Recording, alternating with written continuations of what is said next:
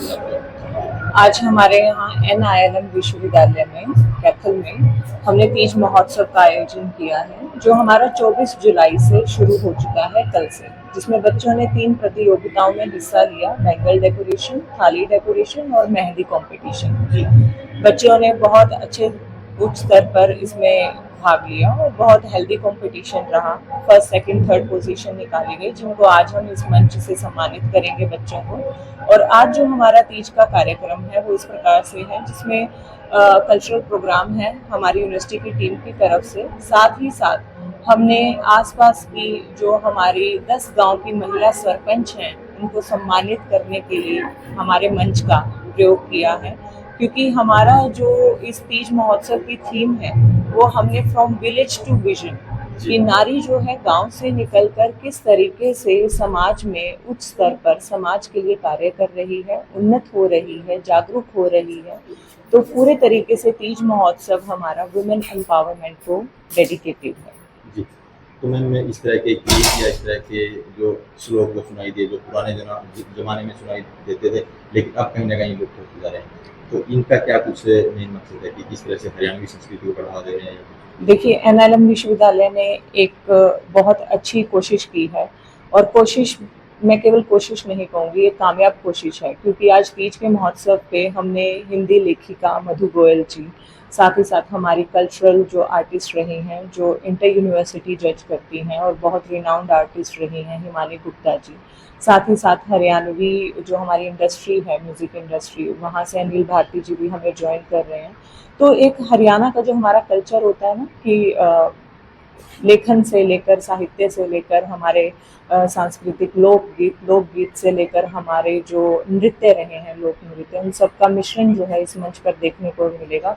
और सबसे अच्छी बात यहाँ पर ये रही है कि यूनिवर्सिटी के बच्चों ने, कल्चरल टीम ने खुद ये सारी चीज़ें तैयार की। हमारे डांस डायरेक्टर हैं मिस्टर शिवम, जिन्होंने पिछले 1 महीने से वो इस कार्यक्रम के लिए बच्चों के साथ मेहनत कर रहे हैं और बहुत अच्छी मेहनत कर रहे हैं। जी, तो मैम तीज के त्योहार पर कोतली का एक विशेष महत्व रहता है।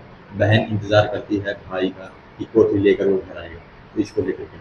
देखिए, भाई बहन का रिश्ता अटूट रिश्ता है, और बहन का नाराज होने का हक है, भाई का मनाने का हक है। तो इस रिश्ते में कभी गांठ तो आई ही नहीं, क्योंकि ये रिश्ता रक्षाबंधन, तीज पर जिस तरीके से हम लोग मना रहे हैं वो आपसी प्रेम और भाईचारे का प्रतीक है। साथ ही साथ तीज में महिलाएं जो अपने पति के लिए व्रत रखती हैं और माता पार्वती और भगवान शिव की पूजा करती हैं, वो भी सराहनीय है, क्योंकि हमारी संस्कृति सालों साल, सदियों से इस चीज़ की जो है उदाहरण रही है।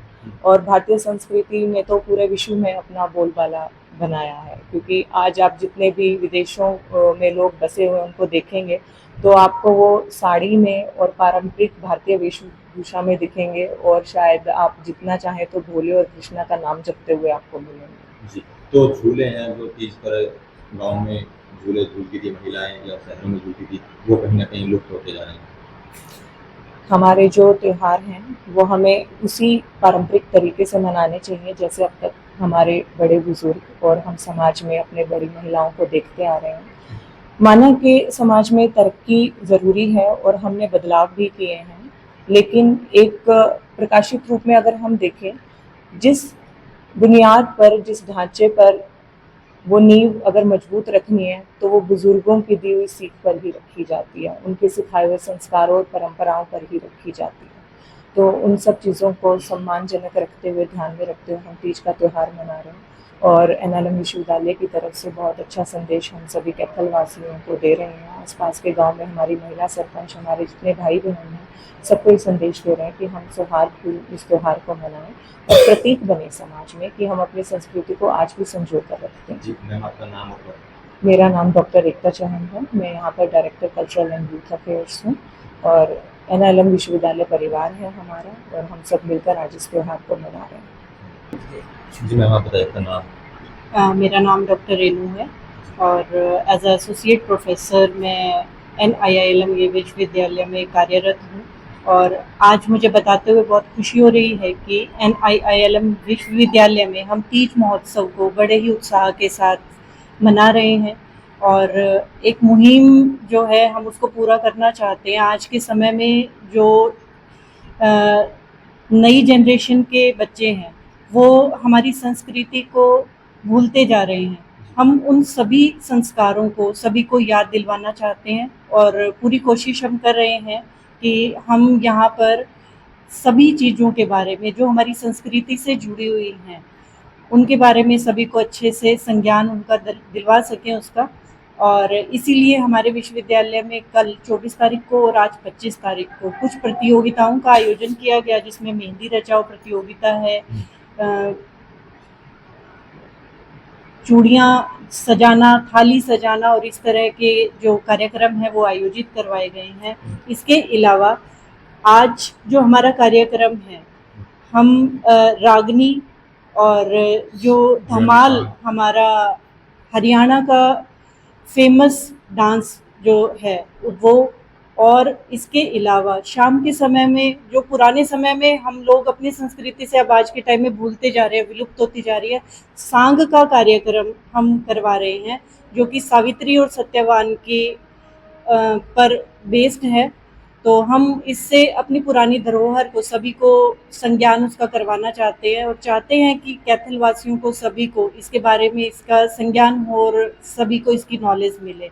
और इसी तरह से आगे हम विश्वविद्यालय की तरफ से कोई ना कोई प्रतियोगिता और आयोजन करवाते रहेंगे। धन्यवाद। सबसे पहले तो आप सभी के चैनल के सभी दर्शकों को सावन तीज महोत्सव की बहुत बहुत हार्दिक शुभकामनाएं। सभी के जीवन में खुशियाँ आएँ और सभी अपने जो सपने हैं सभी के पूरे हों।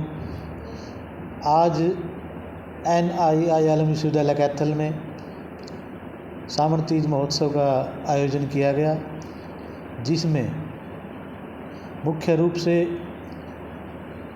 जैसा कि सभी को पता है ये महिलाओं का पर्व है और हरियाली एवं खुशहाली का पर्व है।